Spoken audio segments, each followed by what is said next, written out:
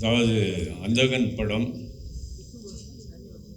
மக்கள்கிட்ட போய் எப்படி சேரணும், அதை எப்படி கொண்டு போய் சேர்க்கணுங்கிறதுல முக்கிய பங்கு வகித்த பத்திரிகை, ஊடகம், தொலைக்காட்சி அனைத்து நண்பர்களுக்கும் உறவுகளுக்கும் என்னுடைய மனமார்ந்த நன்றி. இன்றைக்கி நாங்கள்லாம் வெற்றின்னு சொல்கிறதுக்கு முக்கியமான காரணம், முதல் காரணம் நீங்கள் தான். நீங்கள் எழுதின அந்த ரிவ்யூஸ், நீங்கள் பாராட்டின இந்த படத்தை பற்றி பாராட்டினது, இது எல்லாமே தான் இந்த படத்தில் நடித்தவங்களுக்கும் படத்துக்கும் பெரிய அங்கீகாரம் கிடைச்சிது. இன்றைக்கி பெரிய வெற்றிக்கு காரணம், முக்கிய காரணம் நீங்கள் தான். அதில் அதாவது ஒரு படத்தை எவ்வளோ கஷ்டப்பட்டு எடுத்தாலும், அதில் எவ்வளோ பேர் என்னதான் நடிச்சிருந்தாலும் அதை கொண்டு போய் மக்கள்கிட்ட சேர்க்கறதில்ல, ரசிகர்கள்ட்ட சேர்க்கறதில்ல முக்கிய பங்கு உங்களுக்கு தான். இன்றைக்கி ரவி சார் சொன்னார், டைரக்டர் சார், பத்திரிகை உலகம் வளர்ந்துருக்குன்னு. எல்லாருக்குமே இவ்வளோ பேர் போக மாட்டாங்கிறது எனக்கு தெரியும். இது நம்ம ஃபங்க்ஷன்றதுனால தான் எல்லா பத்திரிகைக்காரர்களும் வரணும், எல்லா ஊடகம் வரணுங்கிறது என்னுடைய வேண்டுகோளை ஏற்றி இதை நிக்கிலால் மட்டும்தான் பண்ண முடியும். நிக்கில் இவ்வளோ பேரை இங்கே அசம்பிள் பண்ணி எல்லாரையும் பேஷண்ட்டாக வர வச்சு பண்ணுறதுக்கு காரணமே அவருடைய உழைப்பு, அவருடைய ஓட்டம், அவர் ஆற்றும் அந்த செயல், அந்த சக்தி.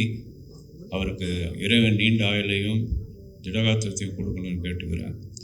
அடுத்ததாக நான் இந்த படத்தில் நடித்த எல்லாருக்கும் அவங்க இதில் அவங்க எல்லாமே கைதேர்ந்த நடிகர்கள். இப்போ நீங்கள் செம்மலர் பார்த்தீங்கன்னா ஒரு சின்ன கேரக்டரு, அந்த பையனுடைய அம்மாவாக நடிச்சிருக்கோம். ஒரு இன்க்யூசிட்டிவ் பாய் ஒருத்தர் இருப்பான், அவனுக்கு மதராக நடிச்சிருக்கோம். அதனுடைய டைலாக் டெலிவரி பார்த்தீங்கன்னா ரொம்ப ஒரு எக்ஸ்பீரியன்ஸ்டு, ஒரு 20-30 படம் பண்ண எக்ஸ்பீரியன்ஸில் பேசுவாங்க. இல்லையடா இங்கே வச்சேன்டா, அந்த சொல்கிற அந்த ஸ்லாங்கு, அந்த ஸ்டைல் எல்லாமே ரொம்ப நல்லாயிருக்கும். அதே மாதிரி சின்ன கேரக்டர் பண்ணுறது கூட பெரிய பெரிய ஆர்டிஸ்ட் தான் யூஸ் பண்ணோம் அந்த படத்தில். இப்போது நம்மளோட இன்றைக்கி மனோபாலா சார் இல்லை.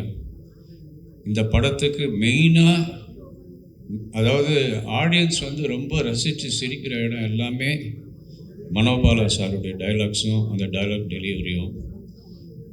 இதுக்கு அடுத்ததாக வனிதாவுக்கு எனக்கு அதை காஸ்ட் பண்ணும்போதே தெரியும், இந்த கேரக்டரை இதை தவிர வேறு யாராலும் பண்ண முடியாது. எங்கள் ஆஃபீஸ்க்கு என்னை மீட் பண்ணும்போது நான் சொன்னேன்னா, இந்த கேரக்டர் நான் வேறு யாரையுமே திங்க் பண்ணல, உன்னை தான் முதல்ல கூப்பிட்டு பண்ண வைக்கிறேன் அப்படின்னு. அது நம்பலை. அது சரி, ஏதோ எல்லோரும் எல்லா இண்டஸ்ட்ரியில் எல்லாம் சொல்கிற மாதிரி இவரும் ஏதோ சொல்கிறார் நினச்சி நம்பவே இல்லை. ஆனால் அதே மாதிரி செட்டில் அது பண்ண பர்ஃபார்மன்ஸ், தியேட்டரில் அது வரும்போது அந்த 16 முட்டை சார் ரவி சார் சொன்ன மாதிரி இந்த 16 முட்டையெல்லாம் போட்டு கலக்கி முட்டை கடைக்காரன்னு சொன்னது, இதெல்லாம் அந்த கோவத்தோடு